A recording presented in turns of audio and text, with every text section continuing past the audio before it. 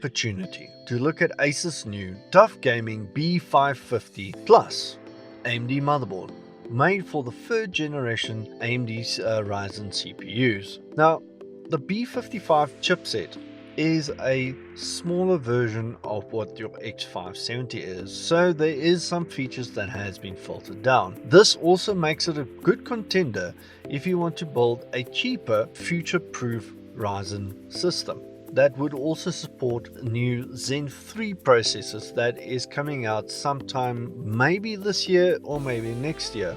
Now, on this specific board, because you're using the third generation AMD Ryzen processors, you can use up to 3200 MHz DDR4 RAM up to 128 gigs. Now, I can understand why you want to go that much, because with the way games are going, more realistics, more real ray tracing, so you will use more system resources.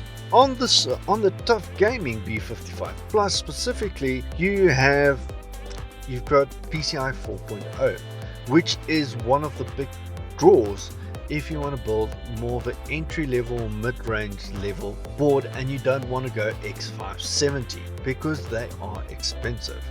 The TUF Gaming B550 Plus, you can look at between 3,500 and 4,000 rands depending on where you buy, either Woodware or EveTech or any one of those places. It's not a very expensive board, but compared to the X570 range of ROG Strix boards, it is cheaper. A lot cheaper actually. This board also features DisplayPort 1.0 and HDMI 2.1 because of some of your APUs that you can get for your AMD range. That has the built-in Navi processors. As I said, it has PCIe 4.0. So on this specifically, only one of your PCI Express slots is 4.0, whereas the other one is 3.0 and goes into a times 16 mode or times 4 if you use it with the Crossfire X technology. That is still available. I don't know of anybody that still wants to use two GPUs unless you're doing rendering. It also has two M.2 slots. One of them is PCIe 4.0 enabled, so you'll have that very fast transfer speed compared to the PCIe 3.0 mode that you would have on the other M.2. It also has 6 gigabit ports, which makes this board really good for people like me, myself, that likes to have a lot of hard drives to store stuff on. It also features Realtek's 2.5 gigabit Ethernet connectors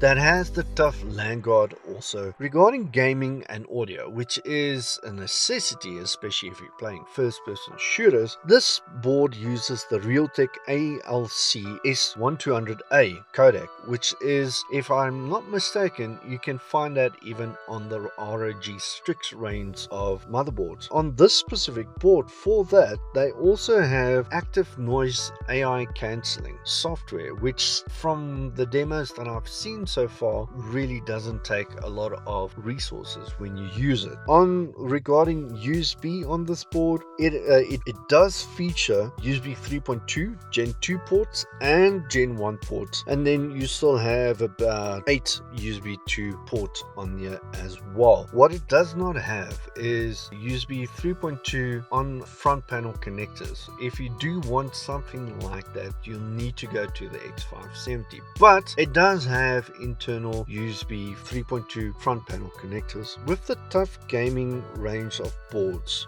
you will always have the TUF protection, and what this means is that it uses military grade capacitors and protection for your chipset, so you are guaranteed that you will be, if you do overclock, that you'll have stable power all throughout your experience with that. TUF protection also features the ASUS DigiPlus VRM, which is for your power stage, which is designed by Dr. Moss. And it has enhanced DRAM overprotection. It has got your LAN guard, because you do get sometimes that one stray spark that just breaks your network port, and this really helps. Your back IO port features a DisplayPort HDMI, your LAN port, which is the 2.5 GHz, 2 USB 3.2 Gen 2, which is a teal blue connector, one is a type A, and the other one is a Type-C connector, and then you've got 4 USB 3.2 Gen 1 Type A connectors, and as well USB 2. You've got optical SPDF out, 5 audio jacks, and a very nice feature is a BIOS flashback button. So if you do update your BIOS, you can press this and it would flash the previous BIOS back. The other thing also that you get, and that I actually love of the TUF gaming range of boards, is that you get a certificate card that from the TUF range,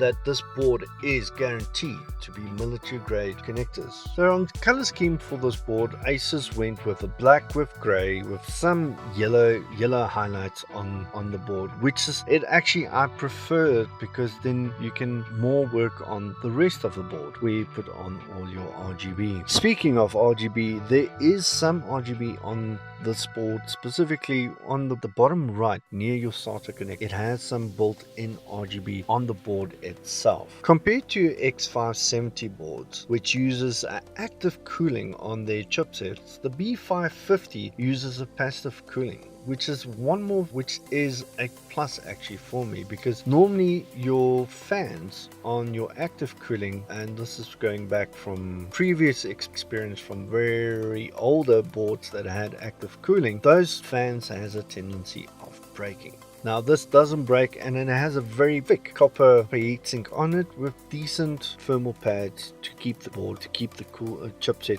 cool. And speaking of RGB, the TUF Gaming B550-Plus does feature the ASUS Aura RGB headers. You've got two 12-volt ones, and then you've got the new Gen 2 ARGB, which is your 5-volt RGB connectors. So you've got up to 3 points where you can have as much RGB as you want that you can control with the ASUS Aura software.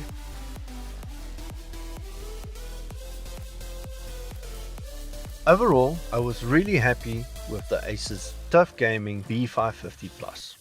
I would recommend this to anybody that's building an entry-level or even a mid-tier AMD Ryzen system that it doesn't want to spend the money right now on the X570. It is future-proof, as it will support the newer generation Zen 3s when they do come out, and it's got a lot of features that comes down from the X570, especially the PCIe 4.0.